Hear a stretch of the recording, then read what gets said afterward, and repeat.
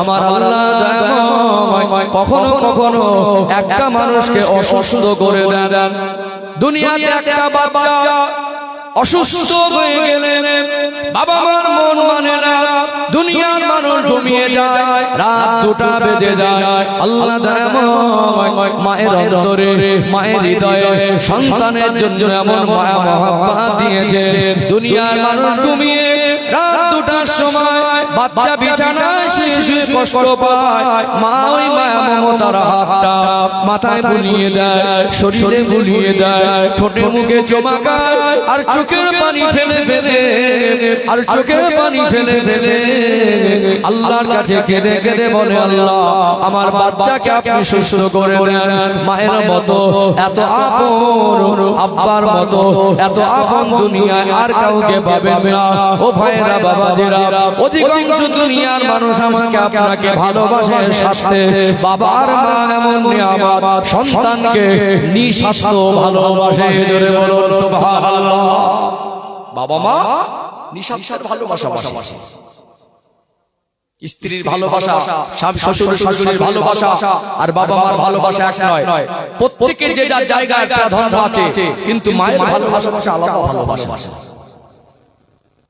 বাবা সেই বাবা কষ্ট করে বাড়ি ফিরেছে, গেঞ্জি নিংড়ালে মনে হবে টপ টপ করে ঘাম বের হবে। বাড়িতে এসে পেটে ক্ষুধা, শরীরে ক্লান্তি, বাচ্চাগুলোকে দেখতে না পেয়ে বলতো আমার ছেলেটা কোথায়, আমার সে মেয়েটা কোথায়। আগে বাচ্চাদের খোঁজ খবর নিত, ওই অবস্থায় বাচ্চাদের একটু আদর করত, বাচ্চাদেরকে মানে তাদের সঙ্গে সময় দিত। এই বাবা চলে যাবার পরে বাবা যেভাবে এসে কষ্ট করে খোঁজ নিত, আপনাকে ওই রকম করে আর কেউ খোঁজ নেয় না। আজ অসুস্থ হয়ে বিছানায় শুয়ে থাকেন, মা যে মায়া মমতার হাত বুলিয়ে দিয়ে রাত 2টার সময় নিঃশ্বাস চোখের পানি ফেলে ফেলে কাঁদতো, আল্লাহ আমার বাচ্চাকে সুস্থ করে দেন। আজকে সেই মা চলে যাওয়ার পরে আর ওই মায়া মমতার হাত কেউ বোলায় না, নিঃশ্বাসে মায়ের মতো করে পানি আর কেউ ফেলে না। শাশুড়ির ভালোবাসা তো আলাদা। মেয়ের যদি রাগ ঝাল সহ্য করে, মেয়ের যদি জেদ পূরণ করে, তো শাশুড়ির কাছে সোনার জামাই হবে। কি শাশুড়ির কাছে মেয়েটাকে যা চায় তাই যদি সময় মতো দিতে না পারে, মেয়ে জেদ করবে, যদি সহ্য করতে না পারে, তখন বলবে আমার মেয়ের কপাল খারাপ, জামাইটা ভালো হলো না। ঠিক বলছি না ভুল বলছি? হ্যাঁ, আজকে দুঃখ লাগে কি জানেন সমাজের বাস্তবতা। আজ যে বাবা আর মা 20টা বছর ধরে তাদের লালন পালন করতে গিয়ে কমের উপরে 50,000 থেকে 1 লক্ষ টাকার পোশাক করিয়েছে, খুব নিম্ন হিসাব করলে 5 লাখ টাকার খাবার খাইয়েছে, এই বাবা আর মা যখন বার্ধক্য জীবনে পৌঁছে গেছে, আগের মতো শরীরে শক্তি নেই, কাজ করার ক্ষমতা নেই, এখন তো মানুষ রোগে রোগে জর্জরিত। একটা সময় এত খাটাখাটি করেছে, আজকে মানুষের শরীরটা দুর্বল হয়ে গেছে। ছেলেটাকে দেখে বলছে, বচি 200 টাকা দে না বাবা। ছেলেটা মনে মনে করছে যদি আমি আব্বাকে 200 টাকা দেই, ওই স্ত্রীর ভয় করে যে আমার স্ত্রী যদি জানতে পারে তো ঝগড়া করবে। এরকম কিছু ডেঞ্জার বিষাক্ত জিনিস আছে না? তার বাবাকে, তার মাকে সে সন্তান হিসাবে টাকা পয়সা দেবে হাজার টাকার কাছে, অথচ বৌমা আমার ভাব দেখাবে, মনে হবে যেন বাপের বাড়ি থেকে দেখেছে। এই বেচারা একটু মানে স্ত্রীর কাছে খুব নরম হয়ে গেছে। দেখছে আব্বা টাকা চেয়েছে, যদি না জানি এই 200 দিলে মনে করবে 500 দিয়েছে, আবার আমার উপরে ধারা মারবে। সকালবেলা কাজে যাওয়ার সময় বলছে 200 টাকা দিচ্ছে, আব্বাকে দিয়ে দিয়ে। ভদ্রলোকের মেয়ে টাকাটা হাতে ধরে মনে মনে করছে এই বুড়োটা সব সময় টাকা টাকা টাকা টাকা, কবে যে মরবে, কবে যে মরবে এই চিন্তা করে। এমন ভাব দেখাবে মনে হয় যেন বাপের বাড়ি থেকে দিচ্ছে। বাবা আর মা সন্তানের জন্য যে অবদান দিয়েছে, তারা সন্তানদের সুখে শান্তিতে রাখার জন্য যে পরিমাণে কষ্ট পরিশ্রম করেছে, গায়ে চামড়া ছিঁড়ে যদি জুতা বানিয়ে দেওয়া হয়, তাদের হক আদায় হবে না। 1000-200 টাকা চাওয়ার অধিকার আছে। কার কাছে চাইবে? সন্তানের কাছে চাইবে। আব্বার হক ফাঁকি দিয়ে মার হক বঞ্চিত করে বরকতের তাবিজ আনতে যাচ্ছে তাবিজ খানায়। আব্বা আমার হক ফাঁকি দিয়ে মাথার তলা চুল থেকে আর পায়ের তলা পর্যন্ত তাবিজের হালসে ঝোলালে বরকত হবে না। বরকতের বড় তাবিজ আব্বা আমার পিছনে খরচা করো, আব্বা আমার হক আদায় করো, আব্বা আমার সেবা খেদমত করো, আব্বা আমার দোয়া নাও। নবী বলছেন বিগয়রি হিজাব, আপনার জন্য আপনার আব্বার দোয়া, আপনার মায়ের দোয়া থেকে বড় দোয়া পৃথিবীতে আর কোথাও পাবেন না। নবী বলছেন ওই দোয়াটা ডাইরেক্ট আল্লাহর কাছে পৌঁছে যায়। জোরে বলুন সুবহানাল্লাহ। বলে হুজুর বরকত হয় না, কি বলছে? বরকত হয় কোথায়? বরকত আছে, বরকত কোথায় খুঁজছি? ও ভাইরা, সোনার মানিক যুবকেরা, আব্বারা মায়েরা, যেটা বোঝাতে চাইছিলাম, আমরা যারা বাবা মা, আল্লাহ আমাদেরকে যখন সন্তান দেন, ওই সন্তান যদি কোনোদিন অসুস্থ হয়ে যায়, ওই সন্তানকে আমরা সাধ্যমতো চিকিৎসা করি, ওই সন্তানটাকে আমরা সুস্থ করার জন্য কোথাও না কোথাও ছুটে যাই, কোথাও না কোথাও টাকা ধার করি। সন্তানের উপরে আল্লাহ আব্বা আমার মনে হৃদয়ে এত বেশি মায়া মহব্বত দিয়েছেন। লোকটা গরিব মানুষ, ঘরটা জরাজীর্ণ, বর্ষাকালে পানি পড়ে, মনে মনে করে টাকা জমিয়ে কিছু বছর পরে একটু টাকা জমিয়ে নিয়ে একটা সুন্দর ঘর করব, মনে করে আমার ছেলে মেয়ে সুখে শান্তিতে থাকবে। 30 বছর ধরে তিলে তিলে জমা করা পয়সা, মনে করলো বর্ষাকাল চলে গেলে এই বর্ষার পরে ঘরটাকে ছাদ দেব, একটু ঘরটা মেরামত করব। যদি এমন সময় বাচ্চা অসুস্থ হয়ে যায়, ডক্টর যদি বলে 2 লক্ষ টাকা লাগবে, যে বাবা 30 বছর ধরে জমিয়ে এত কষ্ট মেহনতের পয়সা 2 লাখ টাকা এক জায়গায় করেছিল ঘর বানাবো বলে, সন্তান অসুস্থ হলে এই 30 বছরের কষ্ট করা জমা করা পয়সাটা সন্তানের পিছনে ব্যয় করে কি করে না? জমা করা টাকাটা সন্তানের পিছনে ব্যয় করে। কাছে যদি জমা করা পয়সা না থাকে, সামান্য ছোট্ট একটা চাষের জমি, ওর থেকে কিছু হালাল রুজি রুটি হয়, যদি প্রয়োজন হয়, সন্তানকে বাবা মা তো ভালোবাসে, জমানো টাকা থেকে সন্তানের উপরে মায়া বেশি, জমি জায়গা থেকে সন্তানের উপরে মায়া বেশি। জমি জায়গা দরকার নেই, ও বিক্রি হয়ে যায়। এমন সময় এই সমাজে বহু চিত্র আছে, বাবা মা জমি বিক্রি করে হলেও সন্তানের চিকিৎসা করে কি করে না।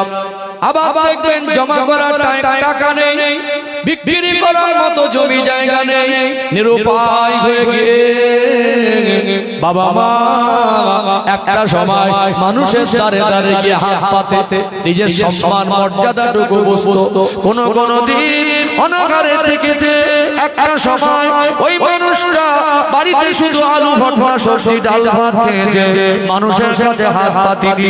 আর সন্তান অসুস্থ হয়ে গেল, বাবা মার মন মানে না, বিনা চিকিৎসায় মারা যাবে, এটা আব্বা মা মেনে নিতে পারে না। মানুষের দ্বারে দ্বারে গিয়ে হাত পেতে চেয়ে ভিক্ষা করেও সন্তানের চিকিৎসা করে কি করে না। 20 বছরে কখনো জ্বর, কখনো সর্দি কাশি, কখনো কোনো কঠিন জটিল রোগ। আমাদের বাচ্চাদেরকে আমরা চিকিৎসায় কমি রাখিনি, আমাদের বাচ্চাদের খাবারে কমি রাখিনি, আমাদের বাচ্চাদের পোশাকে কমি রাখিনি। আর একটা বর্তমান যেটা চিত্র, সন্তান যখন বড় হয়, 4-5 বছর বয়স হওয়ার সাথে সাথে তাকে নিয়ে কত স্বপ্ন দেখি, আমার ছেলেটাকে ভালো মানুষ করব, ও যেন নিরক্ষর না থাকে, আমি জীবনে নামসই করতে পারি না। এমন বাবা আছে যে জীবনে নামসই করতে পারে না, কিন্তু সন্তানকে কষ্ট মেহনত করে রক্তর ঘাম, রক্তর রস, ঘামগুলো বার করে মাথার ঘাম পায়ে ফেলা পয়সা উপার্জন করে রক্ত পানি করা পয়সা দিয়ে আজ সন্তান চাকরিজীবী হয়েছে। এই রকম নজির আছে না নেই? দুনিয়াতে একটা বাবার মা সন্তানকে লেখাপড়া শেখানোর জন্য 20 বছর ধরে তাদের খাতা কলম, তাদের বর্তমান সময়ে বেসরকারি স্কুলে আজকে ভর্তি করছে, সরকারি স্কুলের শিক্ষার মান একেবারে তলানিতে। বেসরকারি একাডেমি স্কুলে ভর্তি করতে গেলে মাসে মাসে খরচা লাগে, একটা বাচ্চা স্কুলে টিউশনির পয়সা লাগে 20 বছর, 18 বছর, 16 বছর, 15 বছর ধরে তাকে তাকে লেখাপড়া শেখাতে গিয়ে বাবা মা কোনোদিন বলিনি তোকে আর পড়াতে পারবো না, কিন্তু একটা ছেলে আর মেয়েকে মানুষ করার জন্য বাবা মা তার পিছনে লেখাপড়া শেখানোর জন্য যথেষ্ট টাকা ব্যয় করে কি করে না? টাকা ব্যয় ভালো করে আমি যেটা বোঝাতে চাইছি, আমরা আমাদের সন্তানকে আমানত মনে করি। সন্তান আমার, এই জন্য আমি যতটা ভালোবাসি সন্তান আপনার, আপনি যতটা ভালোবাসেন আপনার সন্তানকে অন্য কেউ অতটা ভালোবাসতে পারবে না। আপনার আমার সন্তানের উপরে যতটা দায়িত্ব আছে বাবার আর মা, অন্য কারোর অতটা দায়িত্ব, ভালোবাসাও বেশি, দায়িত্বও বেশি। তাদের কষ্ট হলে সর্বপ্রথম চোখের পানি আসে বাবা মা। এজন্য আমরা পোশাক দিলাম, খাবার দিলাম, চিকিৎসা দিলাম। ছোটবেলায় 3 বছর বয়স ওই বাচ্চাটাকে ডক্টর হবে, মাস্টার হবে, ব্যারিস্টার হবে, ইঞ্জিনিয়ার হবে, তাকে ছোট থেকে ইংরেজি শেখাচ্ছি। হাট্টিমাটি মুখস্থ করালাম, নামটা মুখস্থ করালাম, ইংরেজি মুখস্থ করালাম। ইংলিশ মিডিয়ামে পড়ছে। শিক্ষার বিরুদ্ধে আমি নয়, শিক্ষার বিরুদ্ধে ইসলাম নয়, বরং শিক্ষা জাতির মেরুদণ্ড। আল্লাহ পাক কোরআনুল কারীমে শিক্ষার যে গুরুত্ব বুঝিয়েছে। আজকে ইয়াং জেনারেশন যারা গুগলে সার্চ করেন, আর্টিফিশিয়াল ইন্টেলিজেন্স, এআই এর যুগ, চ্যাট জিপিটি, আপনি ইন্টারনেটে গিয়ে বিভিন্ন ওয়েবসাইটে সার্চ করে দেখেন গোটা বিশ্বের মধ্যে কত ধর্মের অস্তিত্ব পাওয়া যায়। 3.5 থেকে 4,000 মতো ধর্ম আছে। ইসলাম এমন এক জীবন ব্যবস্থা, এটা রবের পক্ষ থেকে নির্ভেজাল এক পথ। আল্লাহ পাক ইসলামের মধ্যে শিক্ষার যে গুরুত্ব বুঝিয়েছেন, পৃথিবীর কোন ধর্মে শিক্ষার এত গুরুত্ব বোঝানো হচ্ছে বলে আমার জানা নেই। যে কোরআনুল কারীম পৃথিবীর জমিনের শ্রেষ্ঠ কিতাব, নির্ভেজাল কিতাব, নির্ভুল কিতাব, এটা আল্লাহ পাকের বাণী। 23 বছর ধরে জিবরাইল আলাইহিস সালামকে আল্লাহ পাক কম বেশি 24,000 বারের বেশি আমার রাসূলের কাছে পাঠিয়ে 114টি সূরা আল্লাহ পাক আমার রাসূলের উপর অবতীর্ণ করলেন। যার প্রত্যেকটা সেন্টেন্স, প্রত্যেকটা লাইন, প্রত্যেকটা আয়াত, প্রত্যেকটা বাক্য, প্রত্যেকটা শব্দ এটা আল্লাহরই বাণী। যাকে পরিবর্তন সম্ভব নয়, যাকে মিটিয়ে দেওয়া সম্ভব নয়। লালিকাল কিতাবু লা রাইবা ফি, ভুল দূরের কথা, সন্দেহের অবকাশ পর্যন্ত নেই। এই কোরআনুল কারীম আল্লাহ পাক আমার রাসূলের 40 বছর বয়সে রমাদানুল মুবারক মাসে লাইলাতুল কদরের রাতে গারে হেরাতে জাবালে নূর পর্বতের গুহাতে নবী আমার ধ্যানে ছিলেন। কোরআনুল কারীমের সূরাতুল আলাকের প্রথম 5টা আয়াত আল্লাহ সর্বপ্রথম নাজিল করলেন। যে শব্দ দিয়ে আল্লাহ মহামানিত কোরআনুল কারীমের সূচনা করলেন, ওই শব্দটা ছিল ইকরা, অর্থাৎ পড়ো। শিক্ষার গুরুত্ব আল্লাহ বোঝায় নাই। শ্রেষ্ঠ কিতাবের প্রথম শব্দটা আল্লাহ পড়া দিয়ে শুরু করলেন। অবশ্যই আমাদের সন্তানকে নিয়ে সংসদ হোক, ডক্টর হোক, মাস্টার হোক, আইপিএস হোক, মন্ত্রী হোক, আমার ভাই প্রতিষ্ঠিত হোক, এটা আমিও চাই। তাকে হাজার আপনি ভালো চিন্তা নিয়ে শেখান, লেখাপড়া শেখানো স্বপ্ন দেখছেন। আপনার মতো বাবাকে সাধুবাদ দেই, এক বেলা না খেয়ে থাকে, কখনো ডাল ভাত খেয়ে 3 বার করেন, তারপরে বলবো সন্তানকে শিক্ষিত করে। শিক্ষার বিরুদ্ধে আমাদের মন্তব্য নয়। আমার বলা ছোট থেকে তার যদি হাঁটি মুখস্থ হয়, আতা গাছে তোতা পাখি যদি মুখস্থ হয়, নামটা যদি মুখস্থ হয়, ইংরেজি যদি পড়তে পারে, তো 4টা বলে মাকে মুখস্থ। 2 বছর ধরে পোশাক, খাবার, চিকিৎসা আর জেনারেল শিক্ষা 4টাই কিন্তু বাবা এই 4টার পিছনে যা সময়, যা অর্থ আপনি ব্যয় করেছেন, এর 10 ভাগের 1 ভাগ যদি জাহান্নামের আগুন থেকে বাঁচানোর জন্য প্রয়োজন সময়ের অর্থ ব্যয় করতেন, আমাদের প্রত্যেকটা সন্তান এদের ভিতরে ঈমানের ভিত তৈরি হতো। আমাদের প্রত্যেকটা সন্তান এরা দ্বীনের পথে প্রতিষ্ঠিত হতো। আমাদের প্রত্যেকটা সন্তান এরা আল্লাহর পথে টিকে থাকতো। আমাদের প্রত্যেকটা সন্তান এদের ভিতরে ইসলামের বেসিক শিক্ষা করেছে। 20 বছর ধরে তাকে খাওয়ালেন, পড়ালেন, চিকিৎসা দিলেন। তাকে জেনারেল শিক্ষার জন্য 20 বছরে 5 লাখ, 10 লাখ, 15 লাখ, 20 লাখ টাকা পর্যন্ত একটা বাবা সন্তানকে প্রতিষ্ঠিত করার জন্য খরচা করলেন। 20 বছর সময় করাতে পারলেন না। হুজুর 2 ঘন্টার জন্য গ্রামে আসবে, আর গ্রামে 200 বাচ্চাকে বসিয়ে দেবেন। হুজুর সবাইকে মুখস্থ করে তুলতে পারি।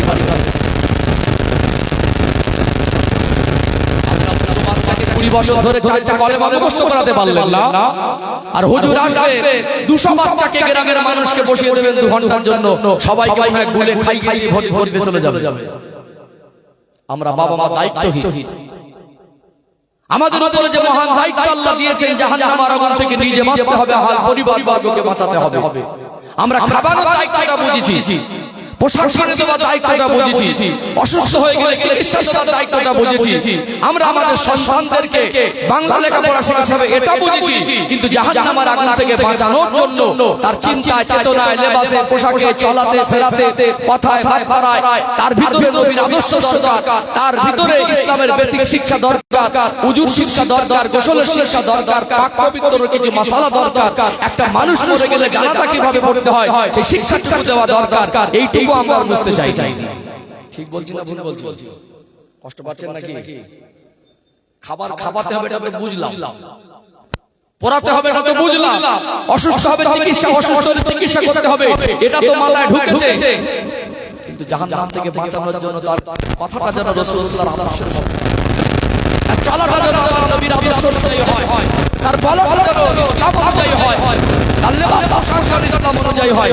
এই করে আমরা মাথায় 40 টাকা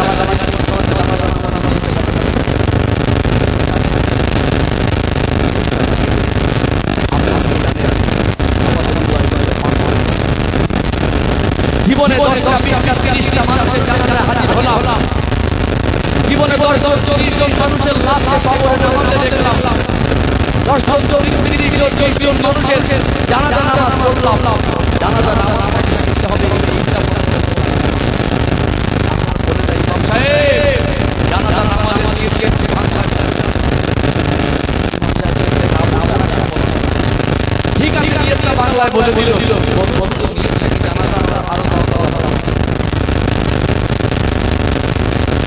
শুধু কি নিয়তটা জানাজা আরো দোয়াটা আলাদা আছে, নিয়তটা বলে দিল আল্লাহ।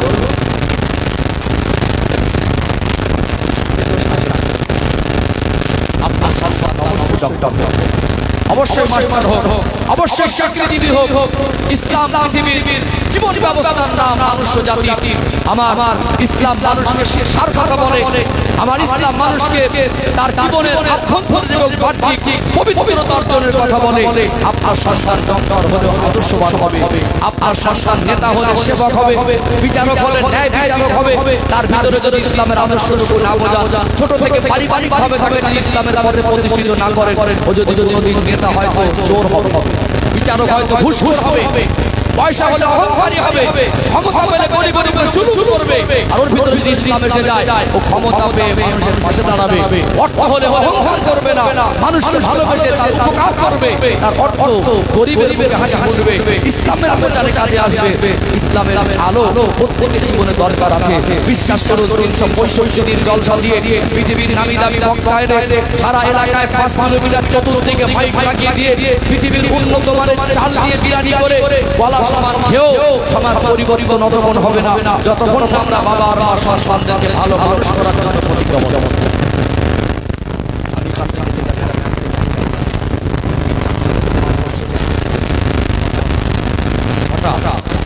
চিকিৎসা, পোশাক, খাবার, এই চারটা যদি পারি, তাকে তো প্রত্যেক সন্তানকে আমি হাতে দাঁড়ান করতে পারছি না, তো নামাজের শিক্ষাটা আমাদের শিক্ষাকে আপনাকে কঠিন করে দিয়েছে। একটা মানুষ যদি 5টা সূরা জানে, হঠাৎ 5টা সূরা, রুকু সেজদা তাসবিহ আর নিয়ত, এটা মনের ব্যাপার। বললেও তো ভালো, যদি মনে মনে এইটুকু নিয়ত করেন, আমি জোহরের ফরজ 4 রাকাত নামাজে নিয়ত করছি কিবলামুখী হয়ে আপনার জন্য, একা বড় রাকাত ইমামের পিছনে ইক্তেদা করে পড়ছি, এইটুকু নিয়ত করা ফরজ। তো মনের মধ্যে অটোমেটিক নিয়ত হয়ে যায়। আপনার 5টা সূরা, 5টা কলেমা, 5টা দোয়া সানা, তাশাহুদ, দরুদ শরীফ, দোয়া মাসুরা, দোয়া কুলু, ওই 5টা 5 মাস যাক না, আর 5টা সূরা 5 মাস যাক 10 মাস। একটা বছর যদি আমরা বাবা আর মা একটা সন্তানের 5 বছর 6 বছর বয়সে 10টা মিনিট করে কোলের কাছে বসাতাম, আমাদের প্রত্যেকটা সন্তান আজকে নামাজটা সহ্য করে পড়তে পারত। ছেলেকে বিবাহ দেবেন, মোবাইলে ছবি নিয়ে ঘুরছে, বলে ছেলে দেখেছিস হিরোর মতো লাগছে, 40টা গালাগালি মুখস্থ 4টা কলেমা বলতে পারবে না। যে ছেলেকে আপনি হিরোর মতো লাগছে, মাল বেশি নেবার আশায় ছেলের দাম বাড়াচ্ছেন, মুখে বলবো দাবি নেই, না দিলে পরে বৌমার উপরে বিভিন্ন রকম টর্চার করা হয়। সমাজে কিছু মানুষ উপর থেকে বড় লোক আর না চাল চাকলি কেবল ভিতরে ছোট লোকের চিন্তা ভাবনা ডিলেট হয়ে যায়। তখন বলেছিল কোনো দাবি দাবা নেই, বিয়ে 2 বছর পরে হয়ে গেল, দেখলো গুছিয়ে কিছু দিল না, ওই বৌমাটা বলতে পারে বাড়ির মানুষজন কতজন ছোট লোক না বড় বড় লোক। ঠিক বলছি না ভুল বলছি? বলতে ছেলের মতো ছেলে হয় না। আপনি কেমন অপদার্থ বাবা, আপনার লজ্জা লাগে না? আপনার ছেলে নামাজ পড়তে পারে না, নামাজের নিয়ত জানে না, কলেমা শুদ্ধ করে জানে না, আপনি ছেলেকে হিরো বলছেন। ও তো গালাগালাকে হিরো, ও তো গেম খেলা হিরো, ও তো সব সংঘর্ষে পড়ে গাঁজা খাওয়া হিরো, ও তো মদ খাওয়া হিরো। দিয়ে হিরো বানা, পোশাক কম দামি হোক, আদর্শটা ভালো হোক। আমার কথায় কষ্ট পাচ্ছেন নাকি? দায়িত্ববোধ যদি আমাদের ভিতরে না জাগ্রত করি, শুধু জলসা দিয়ে সমাজ পরিবর্তন হবে না। আমরা নিজেরাই দায়িত্বহীন হয়ে পড়বো, আর জলসার পরে বলবে তোরা আমি বক্তানে জলসা দিলে কটা মানুষকে হেদায়েত করেছিস। মানে চালাকি মেরে অন্যের ঘাড়ে চাপিয়ে দিচ্ছে নাকি? এইভাবে চাপিয়ে দিয়ে তো সমাজের পরিবর্তন হবে না। ও ভাইজানেরা, সোনার মানিক যুবকেরা, আব্বারা মায়েরা, বিশ্বাস করুন আঘাত দেওয়া আমার উদ্দেশ্য নয়। এখানে বসেছি আমাদের জীবনের সমাধানের জন্য।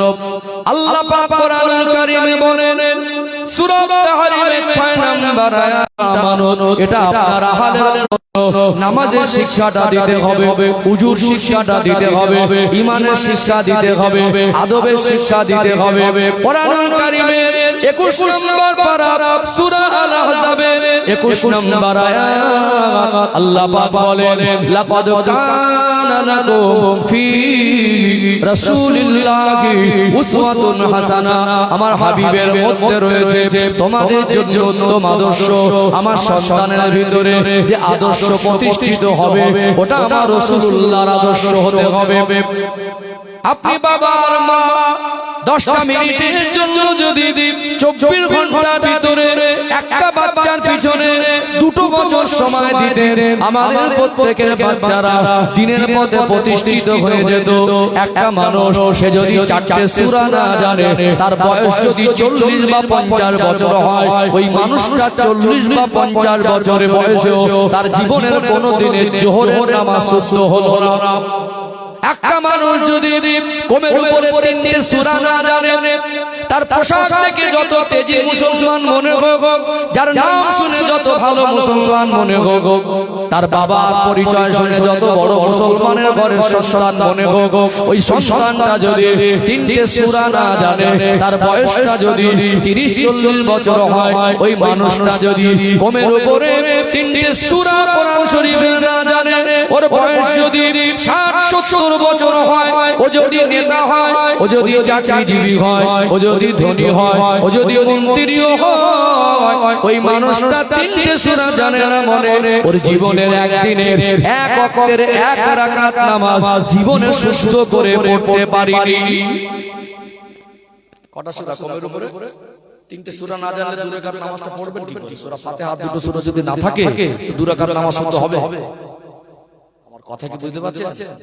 অথচ আমরা বাবা মা সব কালাবাগের মতো চুপচাপ মেরে পড়ে আছি, কোনো দায়িত্ব নেই।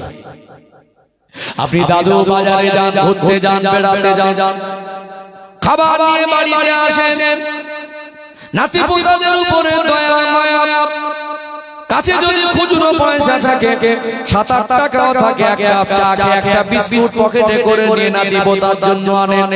বাড়িতে এসে দাদু ভাইকে জড়িয়ে ধরতেন, আমি একবার সূরা ফাতিহা পড়ছি, আমার সঙ্গে তুমি একবার পড়ো, একবার কলেমা পড়ছি, আমার সঙ্গে তুমি একবার পড়ো। ওই দাদু ভাইটা যদি আদর করে 2 বার সূরা ফাতিহা পড়িয়ে চকলেট, ক্যাডবেরি, লাড্ডু, চিপসের প্যাকেটটা একটা দাদু ভাইয়ের হাতে দিত, ওই ছোট বাচ্চার মেজাজ তৈরি হয়ে যেত। দাদুর সঙ্গে সূরা ফাতিহা মুখস্থ করলে দাদু আমায় খাবার দেয়।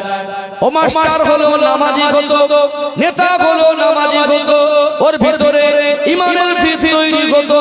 দাদু ভাই সারা জীবনে কোলে করে নিয়ে ঘুরেছে, হাত ধরে ঘুরেছে, পকেটে করে খাবার এনে খাইয়েছে, তাকে খাওয়ার জন্য তাকে ভালো খাবার দিতে হবে, এটা বুঝতে পেরেছে। জাহান্নাম থেকে বাঁচানোর জন্য, আল্লাহর প্রিয় বান্দাদের পথে প্রতিষ্ঠিত করার জন্য, আল্লাহর প্রিয় বান্দারা, আল্লাহ পাকের প্রিয় যারা হয়ে গেছে, মুমিন বান্দাদের অন্তর্ভুক্ত করার জন্য ওই সন্তানটাকে, ওই পোতাটাকে তাকে দ্বীনের শিক্ষা দিতে হবে। এইটা দাদু ভাইয়ের মাথায় আসেনি। উপরন্ত বলে, দাদু ভাই জামার পকেটে বিড়ির বান্ডিলটা আছে, একটু এনে দাও। কোলের ধারে বসিয়ে বলতো যে আমি আজকে খাবারটা এনেছি তোমার জন্য, একটু উপহার আছে। আমার সঙ্গে সঙ্গে ফাতিহাটা পড়ো তো, তোমাকে খাবারটা দেব। হতো না? হতো না? ছোট বাচ্চা 4 বছর বয়স সূরা ফাতিহাটা মুখস্থ হয়ে যেত। 5 বছরের আগে সূরা ফাতিহাটা মুখস্থ হয়ে যেত। তাকে বলতে, দাদু ভাই খৈনির ডিম পাঠাবে দাও তো দাদু ভাই। খৈনির ডিম মানতে পাঠাচ্ছে, এটা বুঝলো, কিন্তু কলেমা শেখাতে হবে সেটা বুঝলো না। এখন আমাদের মায়েদের দেখছেন না, সব বদভ্যাস। এখন বলছে বাচ্চাদের কার্টুন না দিলে ভাত খায় না। বলছে বাচ্চাদের কার্টুন না দিলে, আমাদের সময় মনে আমরা না খেয়ে মানুষ হয়েছি নাকি? অভ্যাস করিয়েছে নিজে ওই বেহায়াপনা, উলঙ্গপনা, নাটক, সিনেমা, ফেসবুক, মোবাইল ছাড়া চলে না। এই বাচ্চাটা কাঁদছে, ওকে কোলের ধারে বসিয়ে রেখে দিয়ে যে আমার যেন ডিস্টার্ব না হয়, তুই আমার পাশে শুয়ে শুয়ে দেখ। হয়েছে না ভাই? আগে তো ঘরে কোরআন শরীফ খতম হতো, এখন ঘরে ঘরে সব নাটক খতম হয়। মাটির ঘরে যে রহমত ছিল, আজকে মার্বেল দিয়ে, টাইলস দিয়ে, এসি দিয়ে, কুলার দিয়ে, গ্রানাইট দিয়ে ডিজাইন করে, নকশা করে আমাদের ঘরের ভিতরে সেই শান্তি আর বরকতটা নেই। আগে খেজুর পাতার নামাজের মাসাল্লাহ কিসের? একটু হ্যাঁ দেন। কি গো বাবাজি, কিসের নামাজের মাসাল্লাহ? খেজুর পাতা হাতে বানানো, ওটা ব্যবহার হতো, ওটাই মানুষ নামাজ পড়তো। ঠান্ডা পানিতে, বাড়ি বাড়ি চাপা কল ছিল না, পুকুরের পানিতে উজু করে, চাদর, মোটা কম্বল, একটা কেতা গাইতে পর্যন্ত ভোরের বেলা ওটা উজু করতে গেছে। এখন অজুখানাগুলো আমাদের ঘরের ভিতরে। এখন সুইচ মারলে ঠান্ডার সময় গরম পানি বের হবে। আমরা আল্লাহ ভোলা হয়ে গেছি। নামাজের জীবনে পবিত্রতা আছে, সন্তানদেরকে সন্তান হিসেবে প্রতিষ্ঠিত করব, সেই চিন্তাটুকু আমাদের মাথায় আছে। আফসোস হয়, বাবা একবারে গেম খেলে, ছেলে একবারে গেম খেলে। এই আমাদের তরুণ যুব সমাজ এত কঠিন পরিবেশে চলে গেছে। এই ছেলেগুলোকে আপনি জিজ্ঞেস করেন, আপনার গ্রামে অধিকাংশ ছেলে 4টে কলেমা বলে, অথচ মোবাইল ছাড়া কিছু বোঝে না। মার মার মার মার। পাশে যে কবরস্থানের পাঁচিল, ওপারে কবরবাসী, রাস্তার এপারে বসে খেলা হচ্ছে। এদের মাথায় ঢুকেছে ফেসবুক, এদের মাথায় ঢুকেছে মোবাইল, এদের মাথায় ঢুকেছে গেম, এদের মাথায় ঢুকেছে নাটক, সিনেমা। ছোট থেকে বাবা মা তো অভ্যাস করছে। আপনি দাদু, আপনি পারতেন না ওই নাতিটাকে, পোতাটাকে হাত ধরে মসজিদে নিয়ে যেতে? আপনি বাবা, আপনার দায়িত্ব ছিল না আপনার সন্তানটাকে হাত ধরে মসজিদে নিয়ে যাওয়া? তো নামাজে মাঝে অভ্যস্ত হয়ে যেত। কবে সন্তানকে নামাজে নিয়ে গেছে কোনো মনেই নেই। নামাজ পড়ুক আর না পড়ুক, বাবার কোনো, মায়ের কোনো চিন্তাই নাই। এখন মোবাইল দেখে দেখে ছোট ছোট বাচ্চাদের ভিতরে মোবাইলে নেশা হয়ে গেছে। ভাত খাবে না মোবাইল না দিলে, কেঁদে ছটফট করছে। কদিন কাঁদবে? 3 দিন কাঁদুক। খিদে লাগলে না, পেটের জ্বালায় খাবার রাস্তা খুঁজে পাবে না। খিদের জ্বালায়, পেটে খিদে থাকলে মানে খিদের জ্বালায় খাবার রাস্তা খুঁজে পাবে না। আমরা তো তাদের নিজে হাতে হাতে করছি। আলোচনা কষ্ট পাচ্ছেন নাকি? কি গো বাবা মা দায়িত্বহীন হয়নি? দায়িত্বহীন হয়নি? বাবা মা দায়িত্বহীন হয়েছে। আমাদের তাদের সন্তানদের হকগুলো আমরা নষ্ট করেছি। ছোটবেলায় এদেরকে যেভাবে চালাতাম সেইভাবে চলতো, এদেরকে যেভাবে মানুষ করা সহজ ছিল, এখন বড় হয়ে শক্ত হয়ে গেছে, সেইভাবে আনতে গেলে কষ্ট বেশি হবে। তারপরেও আল্লাহ আমার বাবা মা আমাদের উপরে দায়িত্ব দিয়েছেন। আপনার ছেলেটা অসৎ সদস্যে পড়ে শক্ত হয়েছে, আপনার ছেলেটা মোবাইলে ডুবে থাকে, এক মাস একবার রুজু করে না, আপনি বাবা কাল থেকে মসজিদে যাবার প্রতিজ্ঞাবদ্ধ হন। 15 বছর 16 বছর বয়স ছেলেটার হাতটা ধরে বলেন, আমি একা যাব না, তোকে নিয়ে যাব। হাতটা ছাড়তে পারবে? ভালোবেসে ধরবে, তোকে আমি না নিয়ে যাব না। আপনি মা, আপনি নামাজ পড়বেন, আপনার ওই মেয়েটাকে হাত ধরে পাশে দাঁড় করাবেন, ওযু করার সময় আমি একা করব না, তোমাকে করতে হবে। নামাজ কোথায় কবে পড়েছিল কোনো মনেই নেই। কঠিন একটা পরিবেশ।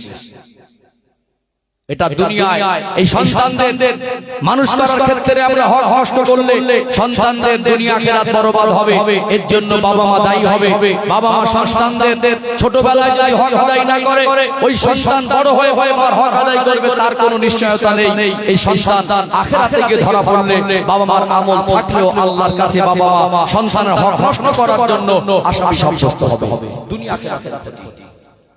ও ভাইজানেরা, সোনার মানিক যুবকেরা, আব্বারা মায়েরা, যেটা আমি বলতে চাইছিলাম, আল্লাহ সূরাতুল বাকারার 286 নম্বর আয়াতে বলেন, লা ইউকাল্লিফুল্লাহু নাফসান ইল্লা উসআহা।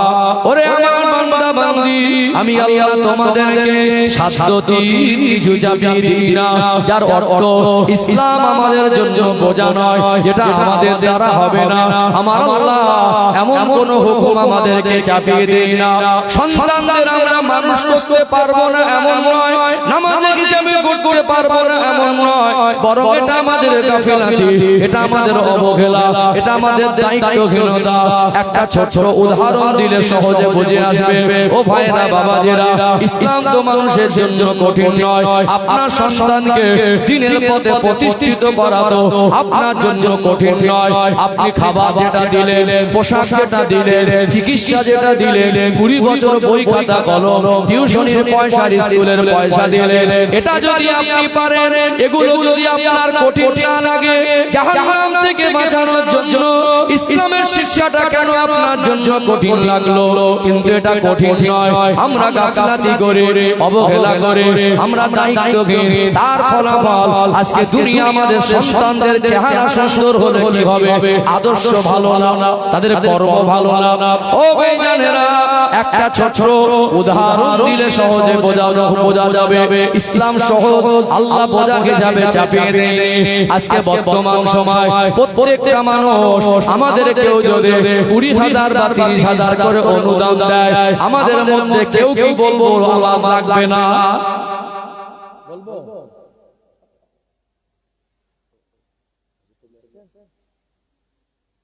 তাকবীর দান তো নারী তাকবীর। হুজুর কেবলা এসেছেন, এরকম তাকবীর দিলে হবে। একটা আওয়াজ দেন নারী তাকবীর, আর একটু জোরে জোরে আওয়াজ দেন নারী তাকবীর। সিলসিলায়ে হক মুজাদ্দিদে জামান হিজবুল্লাহ পীর সাহেব হুজুর কেবলা, নারী তাকবীর। আলহামদুলিল্লাহ, হুজুর কেবলা এসেছেন, সময় এসে যাবে। আমার হৃদয় থেকে আমি হুজুর কেবলাকে মহব্বত করি। আমার হৃদয়ের একটা অংশ, বিশ্বাস করুন, আমার আজকে ত্রিপুরা রাজ্যে যাওয়ার কথা ছিল। শুধুমাত্র ব্যস্ততার কারণে হুজুর কেবলা ব্যস্ত থাকেন, আমিও ব্যস্ত থাকি। ওই চাঁদ মুখটা একটা নজর দেখার জন্য আমি ওটাকে ক্যান্সেল করে আজকে এখানে এসেছি। যেহেতু তার হানফিল করি না, আগাম তাদের মানা করে বলেছি। ভাই যখন আমাকে কল করে বারবার বলছিলেন যে আপনি দাওয়াতটা এখানে নেন, আমি যখন শুনলাম হুজুর কেবলা আছেন, তাই আমি বললাম ভাই যে বছর আমি আসতে পারবো না, আমার অন্য জায়গায় দাওয়াত দিতে হচ্ছে অসুবিধার কারণে। তাদেরকে আগাম আমি না দিলাম। আলহামদুলিল্লাহ, হুজুর কেবলা এসে গেছেন, এটা অত্যন্ত আমাদের খুশির বিষয়। যত সময় আসবে, আমি যেটা বলছিলাম, দেখবে আজকে মানুষ, প্রত্যেকটা মানুষের ভিতরে পয়সা একটা লোভ আছে না নেই? কমার বেশি আছে। যারা ঘুষ খায় তারা ধনী না গরিব? ঘুষ খায় তারা ধনী না গরিব? আল্লাহ এত পয়সা দিয়েছে, 10 বছর বসে খেলেও তা ফুরাবে না, তারপরে ঘুষের লোভ সামলাতে পারে না। সহজ একটা উদাহরণ দেই। যদি বলা হয় যে এই গ্রামে যারা 10 বছর নিচে বাচ্চাগুলো আছে, এই বাচ্চাগুলো একটা বাচ্চার প্রত্যেককে 20,000 করে টাকা একজন ব্যক্তি দেবে উপহার হিসেবে, যাদের শিক্ষা পাবে। তো কখন দেবে? রাত 3টের সময়। কখন? রাত 3টের সময়। কোথায় আসবে না? মসজিদে আসে। রাত 3টের সময় যদি 20,000 টাকা পাওয়ার কোনো অপশন থাকে মসজিদে গেলে, বলুন 3টের সময় মসজিদ ভর্তি হবে না বাচ্চাদের নিয়ে? একটু হ্যাঁ বলেন না। সেদিন এই দাদুটা ছোট ছোট ছোট পোতার হাত ধরে মসজিদে নিয়ে যাবে, বলবে এটা আমার বড় ছেলে, সেটা আমার মেজে ছেলে, বলবে না? 20,000 টাকা যদি মসজিদে গেলে রাত 3টের সময় পাওয়া যায়, কেউ যদি তোমার অভাব দেয়, রাত 3টের সময় মসজিদ ভর্তি হবে না? যদি বৃষ্টি হয় তাও যাবে, বিদ্যুৎ চমকায় তাও যাবে, ঠান্ডা হয় তাও যাবে, বর্ষা হলে যাবে। 20,000 টাকার যদি অফার করা হয়, রাত 3টের সময় শর্ত দেওয়া হয়, রাত 3টের সময় মসজিদ খালি থাকবে না, সেদিন দাদুগুলো পোতাগুলোকে ঘুম থেকে তুলে ভোরের বেলা মসজিদে নিয়ে যাবে কি যাবে না? সেদিন যদি বাবা বাড়ি না থাকে, মা কষ্ট করে উঠে এই বাচ্চা দুটোর হাত ধরে মসজিদে ঢুকিয়ে দিয়ে বাইরে হয়তো করে দাঁড়িয়ে থাকবে। ঠিক বলছি না ভুল বলছি? যদি ঘুম না ভাঙে, ভয় থাকে, যদি 3টে বাচ্চা থাকে, 3 কুড়ি 60,000 টাকা পাওয়া যায়, আমার মনে হয় অনেক আনন্দ করে রাত 3টে পর্যন্ত ঘুমাবে না, জেগেই থাকে। 20,000 টাকা অফার দিলে মসজিদে নিয়ে যাওয়ার অভাব হবে না। আল্লাহ পাক হাইয়া আলাস সালাহ, এই আওয়াজ দেয় মুয়াজ্জিন, ডাকটা আমার আল্লাহ। আল্লাহ পাক যে ডাক দেন বান্দা বান্দি নামাজের জন্য এসো, হাইয়া আলাল ফালাহ, মঙ্গলের দিকে এসো। আমার রব তিনি দিনে 5 বার ডাকেন, না আমরা যাই নামাজের সন্তান দিয়ে যাই। নামাজের জীবনে নামাজের ঘাটতি সেটা পূরণ করার চেষ্টা করি, না সন্তানের ভিতরে নামাজের আমল এসে যাক, নামাজি হোক, নামাজের শিক্ষা পৌঁছে যাক, না আমরা সেটা দায়িত্ব নেই। শুধু খাবারটা দায়িত্ব না, শুধু পোশাক কিনে দেওয়াটা দায়িত্ব না, অসুস্থ হলে চিকিৎসা করতে সেটা আপনি বুঝলেন, ওইটাই সেই দায়িত্ব না। বাংলা লেখাপড়া শেখাতে হবে, নিরক্ষর যেন না থাকে, এটা আপনার মাথায় ঢুকলো। 20 বছর ধরে খাতা বই পেন কিনে দিলেন, পকেট খরচা দিলেন, নাস্তা খরচা দিলেন, প্রাইভেটের পয়সা দিলেন, স্কুলের পয়সা দিলেন, ওটা দায়িত্ব বুঝলেন। জাহান্নাম থেকে বাঁচানোর জন্য ইসলামের শিক্ষাটুকু দিতে হবে, এইটুকু তো মাথায় বোঝা দরকার ছিল। এই 4টাকে গুরুত্ব যেভাবে দিয়েছি, এটার গুরুত্ব না দেওয়া পর্যন্ত সমাজ পরিবর্তন হবে না। মগজে ঢুকছে? ও ভাইজানেরা, সোনার মানিক যুবকেরা, আব্বারা মায়েরা, একটা সন্তান সমাজে প্রতিষ্ঠিত এমনি হয় না। একটা সন্তান সমাজে নেক সন্তান হিসাবে প্রতিষ্ঠিত করতে গেলে বাবা মার অনেক কষ্ট, মেহনত, অনেক চেষ্টা, আল্লাহর কাছে কান্নাকাটি করা, চোখের পানি ফেলে ফেলে দোয়া করা লাগে। আল্লাহর ওলি হযরত ইমাম বুখারী রাহমাতুল্লাহ আলাইহির নাম আপনারা শুনেছেন, যিনি বুখারী শরীফ লিখেছেন। কত বড় আল্লাহর ওলি, কত বড় আমার রাসূলের আশিক ছিলেন।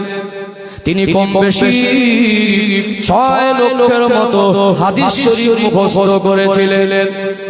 6টি সিয়াসাত সহিহ হাদিসের কিতাব, বুখারী শরীফ, মুসলিম শরীফ, তিরমিজি শরীফ, আবু দাউদ শরীফ, ইবনে মাজাহ শরীফ, নাসাঈ শরীফ, এই 6টি সহিহ হাদিসের কিতাবের অন্যতম হলো বুখারী শরীফ। এই বুখারী শরীফ যিনি লিখেছেন তার নাম হলো হযরত মুহাম্মদ ইবনে ইসমাঈল বুখারী রাহমাতুল্লাহ আলাইহি। এমনি ইমাম বুখারী হয় নাই, তার বাবার মার অবদান ছিল। এই সন্তান যখন ছোটবেলায় ছোট বাচ্চা অবস্থায় ছিলেন, চোখের দৃষ্টি শক্তির সমস্যা ছিল, আল্লাহ পাক অন্ধ করে দিয়েছিলেন। মা ছোট বাচ্চা, অন্ধ বাচ্চার জন্য আল্লাহর কাছে কত দোয়া চেয়েছেন। সারাদিন সংসারের কাজ সামলাতেন। মা ছিলেন নামাজি, মা ছিলেন পর্দানশীনা, মা ছিলেন আল্লাহওয়ালি, মা ছিলেন তাহাজ্জুদ গুজারনেওয়ালি। দুনিয়া সারাদিন সংসারের কাজ সামলাতেন, এশার নামাজ আদায় করে বাচ্চাদের ঘুম পাড়িয়ে দিতেন। রাত গভীর হয়ে যেত, বিছানা ছেড়ে উঠে পড়তেন, ওযু করে তাহাজ্জুদের নামাজে দাঁড়িয়ে যেতেন। আল্লাহ পাকের কাছে হাত দুখানা তুলে কাঁদতেন, রোনাজারি করতেন। ও রব্বুল আলামিন আল্লাহ, ও দয়াময় আল্লাহ, আমার বাচ্চার চোখে দৃষ্টি শক্তির সমস্যা, আল্লাহ আমি মা দোয়া করি আপনি আমার চোখের পানির ওসিলায় আমার বাচ্চার চোখে দৃষ্টি শক্তিকে ফিরিয়ে দেন। কেমন মা ছিলেন? আল্লাহ দয়া অনেক বেশি, তিনি নিরাশ হয়ে যান না, প্রতিনিয়ত কাঁদতেন, আল্লাহর কাছে বলতেন, ও দয়াময় আল্লাহ, ও রব্বুল আলামিন আল্লাহ, আমাকে একবার ফিরিয়ে দেবে, 2 বার ফিরিয়ে দেবে, বারবার ফিরিয়ে দেবে, 1000 বারও যদি ফিরিয়ে দেন, আমি মা আপনার রহমত থেকে নিরাশ হয়ে যাব না। তারপরে আমি বলবো আপনি রহমান, তারপরে আমি বলবো আপনি রহিম। আল্লাহ আপনি কবুল করে নেন। নবী আমার সোনা জবানে বলেন, সন্তানের জন্য বাবা মার দোয়াটা এত বড় দোয়া। আল্লাহ নবী বলেন বিগয়রি হিজাব, ওই দোয়াটা সরাসরি আল্লাহ পাকের দরবারে কবুল হয়ে যায়। মাকে দেখে দোয়া চাইতেন, আমার আল্লাহর দয়া হলো, আল্লাহর আল্লাহ রহমতের দরিয়ায় জোশ মেরে মায়ের দোয়াকে আমার আল্লাহ কবুল করে নিয়ে ওই অন্ধ বাচ্চার চোখের দৃষ্টি শক্তিকে ফিরিয়ে দিয়েছিলেন। জোরে বলেন না। এমনি ইমাম বুখারী হয়েছে একটা ছোটবেলা যার চোখের দৃষ্টি শক্তি সমস্যা ছিল, মা কত চোখের পানি আল্লাহর কাছে ফেলেছে। আপনি সন্তানের জন্য দোয়াটা করবেন কখন? থাকে তো অসৎসঙ্গ দোষে পড়ে। আপনি বাবা ছেলেগুলো মেয়েগুলো একটু বড় হচ্ছে, থাকে থাকে মোবাইলে পড়ে। কবে নামাজে গিয়েছিলেন আপনার তো মনে পড়ে না। যদি একটা ছেলে জুমার নামাজে অনেকে যায়, গ্রামে মাইয়াত হয়ে গেলে পাঁচ ওয়াক্ত তো পড়ে না, তখন একটা মানুষ ওই জানাজার নামাজে যায়। কিন্তু মেয়েটার 18 বছর বয়স, এরকম আমাদের ঘরে অনেক মেয়েরা আছে 18 ওয়াক্তের নামাজ পড়ে। মেয়েদের জন্য হানাফি মাযহাবের মাসালা অনুযায়ী জুমার নামাজে যেতে হয় না। আমাদের ঘরের মায়েদেরকে ঈদের নামাজ পড়তে হয় না, মেয়েদেরকে জানাজা নামাজে দাঁড়াতে হয় না, মেয়েরা খাটিয়াকে কাঁধে তুলে কবরস্থানে যেতে পারে না। ছেলেটা তবুও তার 18-20 বছর বয়সে কখনো মন চেয়েছে জুমার নামাজে গেছে, তার 18-20 বছর বয়সে কখনো গ্রামে মাইয়াত হয়ে জানাজা নামাজে গেছে। ওই মেয়েটাকে আপনি কোরআন শরীফের শিক্ষা দিলেন ঠিকই, কিন্তু ছেলেটাকে কেন দিলেন না? মেয়েটাকে বারবার বলে কোচি ভালো জায়গায় বিবাহ দিতে গেলে আগে সে জিজ্ঞাসা করবে কোরআন শরীফ পড়তে জানে কিনা। কি বলবে? আগে জিজ্ঞাসা করবে। মাদ্রাসায় যায় না বলে, মক্তবে যায় না বলে স্ত্রীকে বকাবকি করছে, মেয়েটাকে বিয়ে দিতে হবে না। নিয়তটা কোথায় গন্ডগোল, বুঝতে পারছেন তো? ওকে যে জাহান্নামের আগুন থেকে বাঁচানোর জন্য ইসলামের শিক্ষা শিক্ষিত করতে হবে, যে মুসলমানের ঘরের সন্তান, একে নামাজি হিসাবে গড়তে হবে, এই চিন্তা না। বিয়ে দিতে অসুবিধা হবে সেই চিন্তা। আর তার বাস্তবে তাই। মেয়েটা কোরআন শরীফ শিখেছে, 2 বার খতম করেছে, মাশাআল্লাহ। ছেলেটা কোরআন শরীফ ধরা হয়ে গেছে। মেয়েটার প্রতি গুরুত্ব ছিল, কিন্তু ছেলেটা টান টান হয়ে বেরিয়ে গেল। শেখাতে হবে কার জন্য? আল্লাহর জন্য না। একটু হ্যাঁ দাও না। শুধু কোরআন শরীফটা শিখেছে, নামাজের ধার না, পর্দারও কথা ঠিক বলছি না ভুল বলছি? নামাজের ধার ধারে না, পর্দারও ধার ধারে না। দোষ কার? 18 বছর বয়সে অনেকে 18 ওয়াক্ত নামাজ পড়ে। মা পড়ে না তো মেয়ে পড়বে কোথা? দাদি পড়ে না, চাচি পড়ে না, খালা পড়ে না, মামি পড়ে না, শিখবে কার কাছ থেকে? শুধু বিয়ে দেওয়ার সময় অসুবিধা হবে বলে ধরে বেঁধে চাপ দিয়ে ওই কোরআন শরীফটা কোন রকমে শিখিয়েছে। কবে খুলেছিল আর মনে নেই। 3 বছর বিয়ে হলো, শ্বশুর বাড়ি সংসার করছে, 3 বছরে কতবার সিরিয়াল খতম হয়ে গেছে, নাটক খতম হয়ে গেছে, মোবাইলে ডুবে আছে। কবে কোরআন শরীফ খুলেছিল আর মনে নেই। ও ভাইরা, সোনার মানিক যুবকেরা, আব্বারা মায়েরা, দুনিয়ায় যদি সন্তানদের হক নষ্ট করেন, সন্তানদের দিনের পথে প্রতিষ্ঠিত না করেন, দুনিয়ায় ভোগান্তি আছে। আজকে আফসোস হয়, দুনিয়ার বাস্তব চিত্র, বাবা মা ইন্তেকালের পরে মেয়েটা যদি শ্বশুর বাড়ি থাকে, মায়েদের অন্তরে একটু নরম হয়। শ্বশুর বাড়ি যখন খবর গেল বাবার ইন্তেকাল হয়ে গেছে, মা মারা গেছে, এখন সব ছোট ভ্যানের ইঞ্জিন ভ্যান লাফিয়ে পড়ে ব্যাঙের মতো, চিৎকার বেড়ে কাঁদে। বাবা চলে গেল, মা চলে গেল, সন্তানের তো কান্না আসবে। আমি এর জন্য তেমন কিছু মন্তব্য করছি না, কিন্তু এই সন্তানগুলো বাবা মা ইন্তেকালের পরে বাড়িতে আসলো, কান্নাকাটি করলো, বাবার লাশটাকে দাফন করা হলো। 3 দিন 4 দিন একটা সপ্তাহ মেয়েটা বাবার বাড়ি থাকলো, 1 ওয়াক্ত নামাজও পড়লো না, আর আল্লাহর কাছে কোরআন তেলাওয়াত করে বাবা মার জন্য দোয়াও চায় না। এই রকম পরিবেশ আছে না নেই? কম মেয়ে আছে বাবা মারা যাবার পরে কোরআন তেলাওয়াত করে দোয়া করে। মেয়েটাকে যদি পর্দায় মানুষ করতেন, তাকে যদি নামাজি হিসাবে গড়ে তুলতেন, বাবা দুনিয়া ছেড়ে চলে যাবার পরে, মা দুনিয়া ছেড়ে চলে যাবার পরে, ওই মেয়েটা বাবার বাড়িতে এসে আব্বার লাশটা দেখে কাঁদতো, উযু করে কোরআন তেলাওয়াত করতে বসে যেত। আব্বা তো বা মায়ের জানাজা নামাজ যদি জোহরের পরে হতো ওই মেয়েটা আসরের নামাজের সময় উযু করে নামাজের মুসল্লায় দাঁড়িয়ে যেত নামাজ আদায় করে আল্লাহর কাছে কাঁদতো আল্লাহ আমি মেয়ে শরীয়তের বাধা আছে আমার ভাইটা আমার আব্বা জানাজা নামাজে দাঁড়িয়েছে আমার ভাইটা আমার আব্বা লাশটা খাটিয়ায় করে নিয়ে গেছে আল্লাহ আমি মেয়ে বলে খাটিয়াটা কাঁধে উঠাতে পারলাম না আমি মেয়ে বলে আব্বা জানাজার কাতারে দাঁড়াতে পারলাম না আমি মেয়ে বলে কবরস্থানে গিয়ে 3 মুঠা মাটি দিতে পারলাম না শরীয়তের বাধা আছে আমার আব্বা তার জীবনের রক্ত পানি করা পয়সাগুলোকে দিয়ে আমাকে খাইয়েছিলেন পরিয়েছিলেন অসুস্থ ছিলাম চিকিৎসা করেছিলেন আমাকে কত কষ্ট মেহনতের পয়সা দিয়ে দিনের শিক্ষার জন্য ব্যয় করেছিলেন আজ আমার আব্বা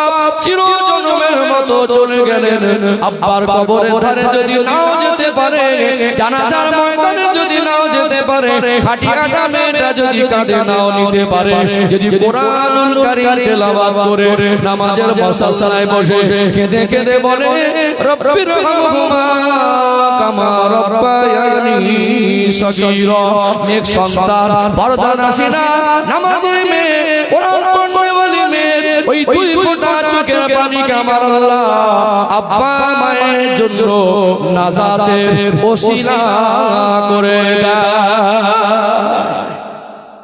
সেই মেয়েকে তৈরি করেছি করিনি তাদেরকে পর্দা শেখালাম না তাদেরকে কোরআন শরীফ শেখালাম না নামাজ হিসেবে ধরলাম না কোরআন শরীফ শিখেছে বটে বিয়ে হয়ে গেছে মানে বেড়া পার বাবা মারও যে ভয়টা ছিল ভয়টা তো পার হয়ে গেছে কোরআন শরীফের জীবনে আমল করতে হয় তেলাওয়াত করতে হয় কোরআনের আলো জীবনে বাস্তবায়ন করতে হয় এই দিয়েছিল না বিয়ে হয়ে গেছে বেড়া পার হয়ে গেছে 3 বছর কোরআন শরীফ খুলেই দেখি 10 টাকা জলসা কমিটির বক্তা কষ্ট পাচ্ছেন নাকি ইসলামের শিক্ষা সঠিক তাদের ভিতরে পৌঁছে না দেওয়ার কারণে একটা মানুষ মরে যাওয়ার পরেও তো সন্তানদের থেকে ঠকে মরে যাওয়ার পরে ঠকে না ওই যে বাবা চলে গেল ছেলেটা মনে করছে বোঝা হালকা হলো এবার ভাগ কর মা চলে গেল বৌমাটা বলছে আমার মাথাটা হালকা হলো ওই বলছিলাম না 200 টাকা চেয়েছে আব্বা বলল কোচি 200 টাকা দে না বাবা তো 200 টাকা দেওয়ার সময় দেখি স্ত্রীকে লুকিয়ে দিলে আবার যদি ঝগড়া হয় দেবো 200 মনে করবে 500 তো স্ত্রীকে বলছে 200 টাকাটা আব্বাকে দিও হাতে ধরে মনে করছে পুরোটা টাকা করে কবে যে ভরবে আপনি চলে যাবেন মনে করে বোঝাটা হালকা হয়েছে যতদিন বেঁচে ছিল খাবার ক্ষমতা ছিল যখন সেবা খেদমতের দরকার ছিল তখন অবহেলা করেছে লাঞ্ছনা করেছে তখন অবহেলা করে চোখ টেনেছে এখন এই অসুস্থ মুমূর্ষু অবস্থা এইবার সব দরদে পড়েছে আপেল লেবু ডালিম দই মিষ্টি ছেলে বৌমা মেয়ে জামাই সব দুনিয়ায় তো সন্তানের থেকে ভালো ব্যবহারের আশা করতে পারবেন না যদি তাকে হক আদায় করেন মরণের সময় ঠকবেন মরণের সময় আজকে চিত্র দেখে কষ্ট হয় ছেলে মেয়েগুলো চিৎকার মেরে কাঁদতে সব গালে পানি দেওয়ায় ব্যস্ত কিসে গালে পানি দেওয়ায় একজন বলছে আমার হাতের পানিটা খেয়ে আমার আব্বা মরেছে কি বলছে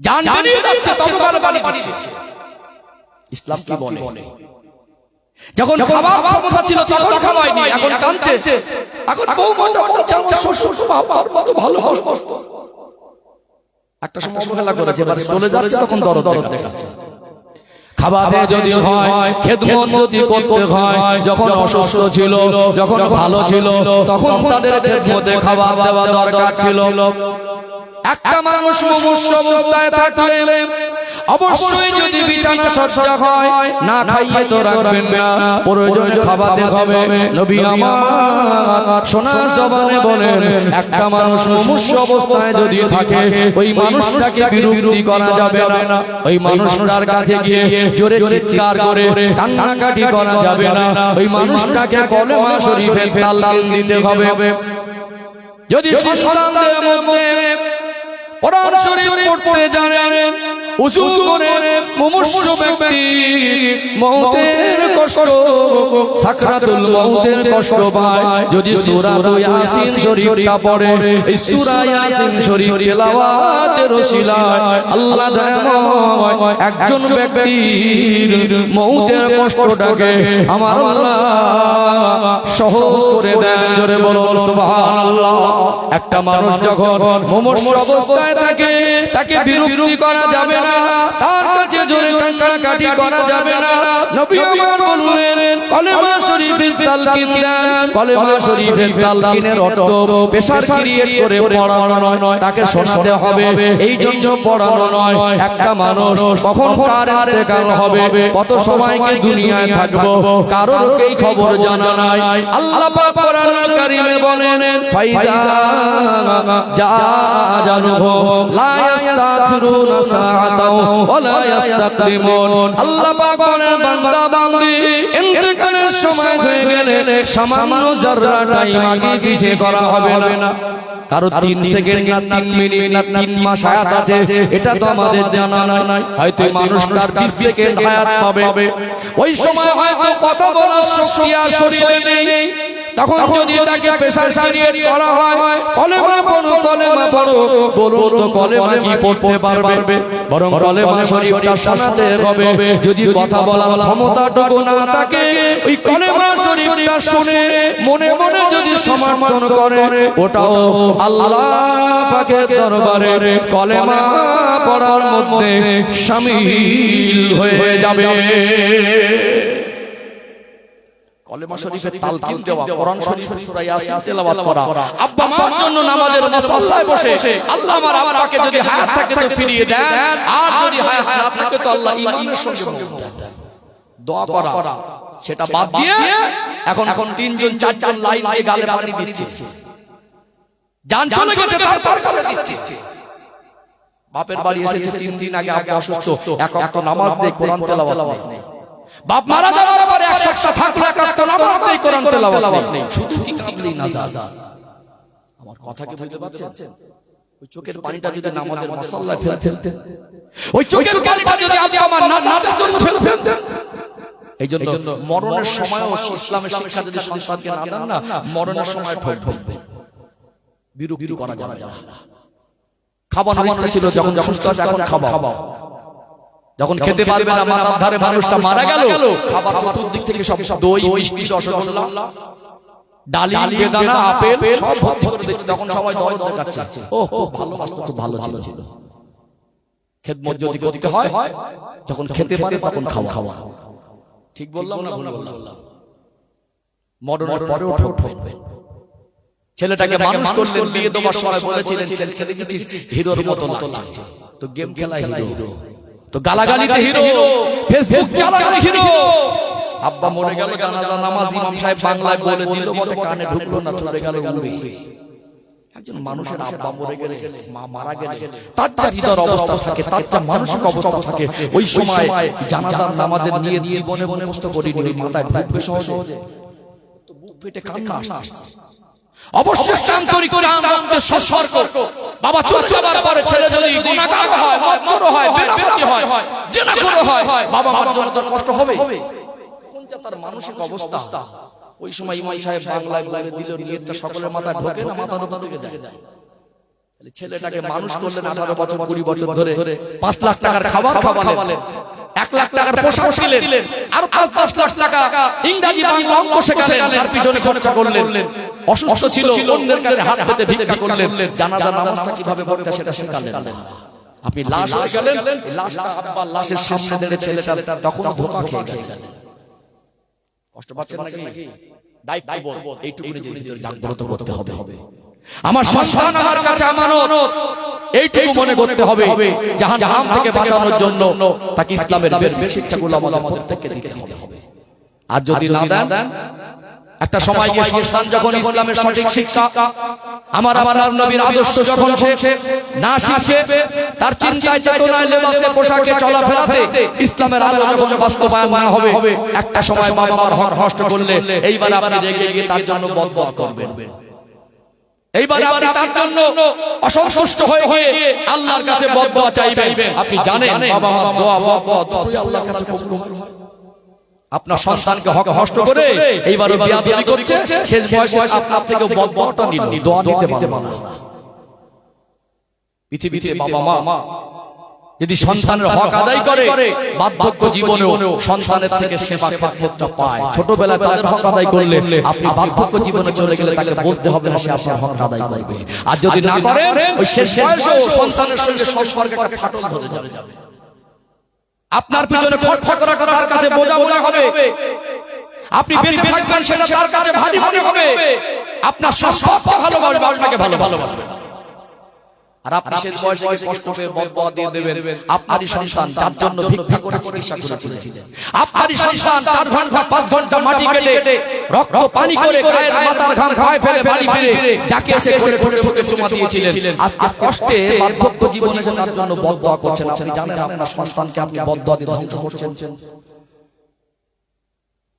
ও ভাইরা, সোনার মানিক যুবকেরা, আব্বারা মায়েরা, দুনিয়াতে সন্তানের জন্য বাবা মা দোয়া করলে কবুল হয়, বাবা মা বদদোয়া করলেও কবুল হয়।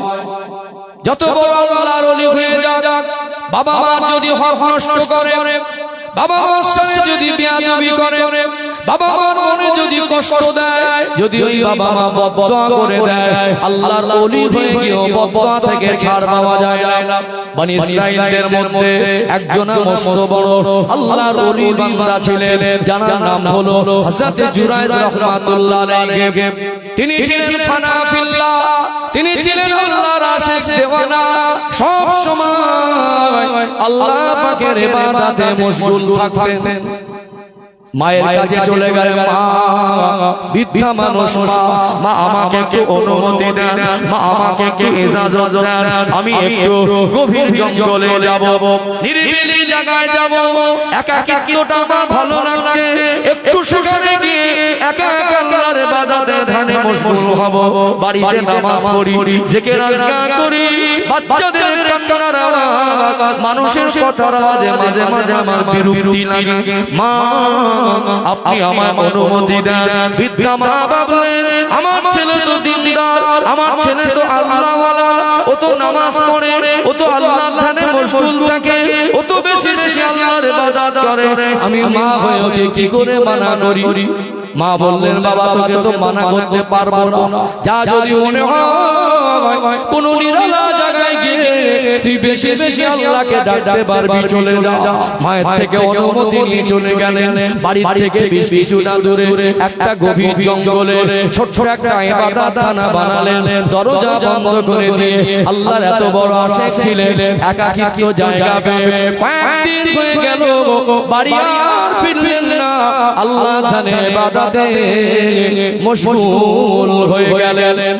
মায়ের জান ছেলেটা কয়েকদিন আমার বাড়ি থেকে বেরিয়ে গেল, ছেলেটার মা বলে ডাকে না, ওরে মা বলে ডাকটা আমি কয়েকদিন শুনতে পাই না।